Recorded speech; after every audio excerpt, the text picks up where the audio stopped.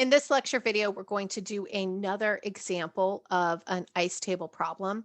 This one is going to be one of our more straightforward types. We will not be using a quadratic or cubic equation to solve for x, but we are going to use the style here where we know the equilibrium constant and the initial amounts, and we're predicting the equilibrium concentrations of each reactant and product. And so here's the reaction we have. We have N2 and O2 forming 2NO.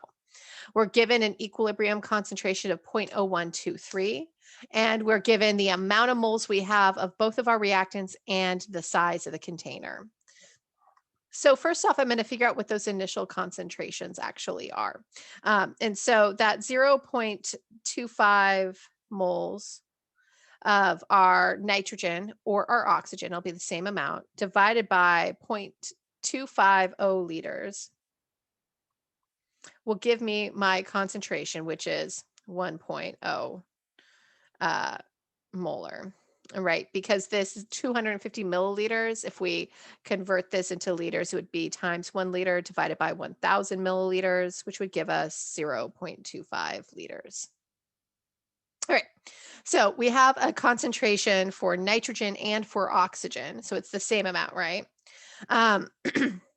And I'm going to write out my equilibrium expression as well. And so that's going to be K is going to be equal to the concentration of NO squared, because I have a coefficient of 2 right here, divided by the concentration of nitrogen times the concentration of oxygen, not plus. And I know that this is going to be equal to 0.0123. Now I have the temperature, it's crazy high, but I also know that it's not going to be changing through the reaction, so we're good. All right, so I'm going to set up my ice table because my goal is to figure out equilibrium concentrations. And right now, all I know is the initial concentrations.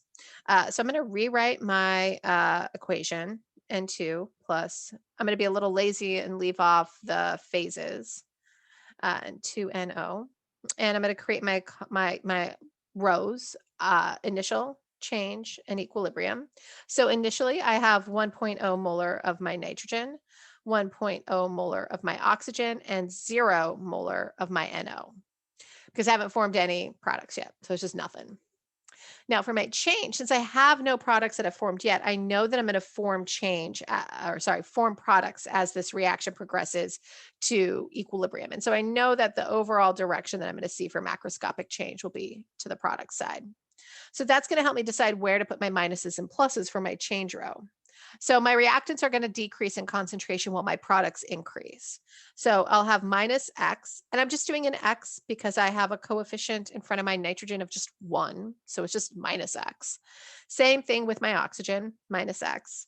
And then I'll gain on my product side, but it'll be 2X. So I'm going to take into account that 2 coefficient in my change row.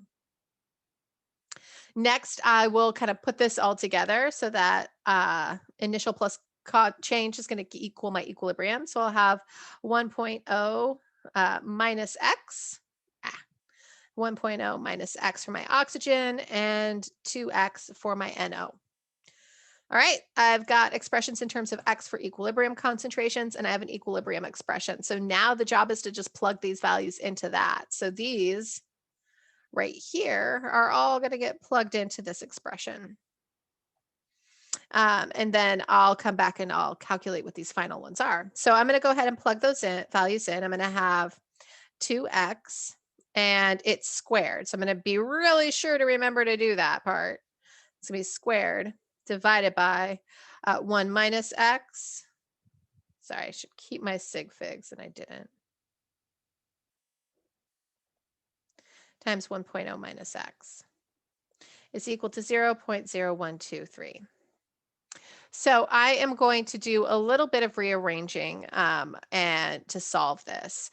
For one, I'm going to be able to combine my bottom rows. So I'm actually going to give myself a little bit of space here. So this is going to be the same as saying 2X squared divided by 1.0 minus X squared is equal to 0.0123.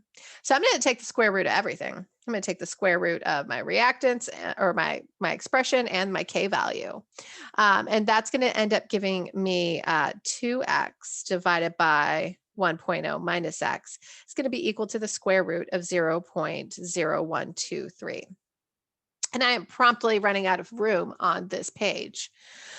So once I'm at this part of the equation, it's really a matter of solving this algebraically and isolating x on one side. So what I'm going to do is multiply both sides by the denominator of my fraction, and then I'm going to isolate x on one side. So you can give that a try. Hopefully this is material that you're familiar with. If not, brushing up on algebra skills is always helpful. So I'm eventually going to get to a point, try this on your own and see if it matches me, where I'm going to have 0.111 times 1 minus x is equal to 2x. After that, I'm going to go like this and take a little bit of space from the next slide. After that, I'm going to find that I have 0.111 equals 2.111x, and that 0.0525 equals x. All right. So I'm solving this expression. That's great. I'm going to do a little erasing here, but you'll be able to see these hopefully as you watch the video.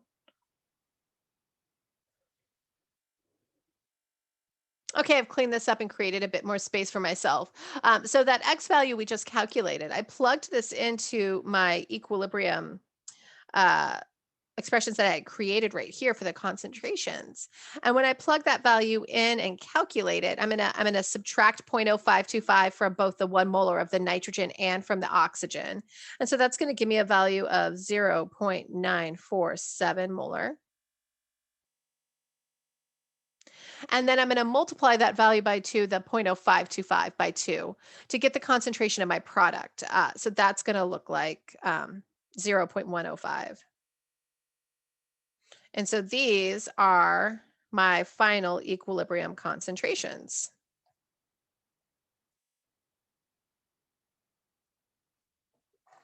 All right, and so that's how I would answer this question. I would provide those equilibrium concentrations. And that's an ice table problem.